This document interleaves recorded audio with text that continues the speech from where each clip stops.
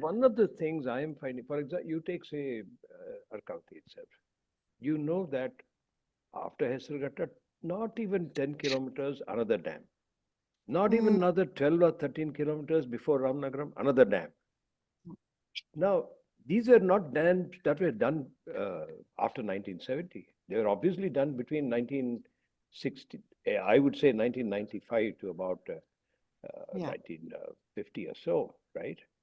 Mhm. During Vishweshwara's time and a little after. So it is not as if it is only this generation of the 1970s which has failed us.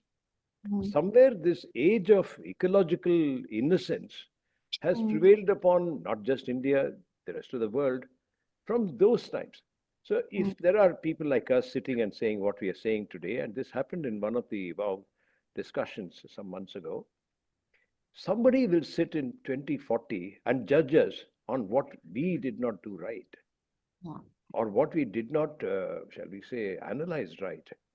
So Mm, when you step back from your own diagnostics of the kind that you have presented today, or as you said, you presented in October 22 or so, my my mild apprehension in a discerning crowd group like this, I can't say anything more, is that it is so hard for us to be in say 2040 and look at what it is today or what it should have become. mm, That is the fundamental challenge. When you ask anybody here as to what they have as a response to what you're studying, my urge to you, not even a request, will be that you get your small team to look at it from 2040 as a point of being, and then look back at what uh, 2024 was like. Hmm? mm, mm, If there is a way of doing some such call it if you like simulation, knowing where Bangalore is headed or urban India is headed, you see, for example, that blessed STRR. To give you one example of what Bangalore can be by 2040, STRR now is about 87 kilometers. mm, And any of you has driven on that road, which was opened some 3 months ago, clearly know that it is begging now for the rest of Bangalore district outside of the STRR, which is a circular 87 kilometers, to now get rapidly developed. Prices mm, will go up. Already, I know that there has been a 3 or 4x cost of per acre that those lands are showing, and the metro will now be at these very primitive stages where we are at 19 kilometers or so. But what happens by 2040? What are we going to have as transportation, mobility, water? Now, Devanalli, for instance, already is at some 1,600.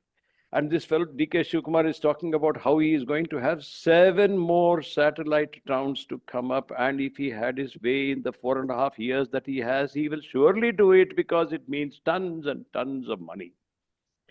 They will not do it for any other reason. And no one is going to, in the government, including the additional secretary I met, want to talk about either demand side or the carrying capacity of those settlements from the very specific context of water. mm, So now, if you look away, step away from what you have done, Nirmala, of one, segment of this area, and like I think it was Mr. Seshadri or someone who mentioned, or you mentioned, on this remarkable architecture of the cascade of lakes that Bangalore has as a legacy. I think from about 1500, then after 1830 also, even the white man did quite a bit to make that happen. And then came the Maharaja of Mysore and so on.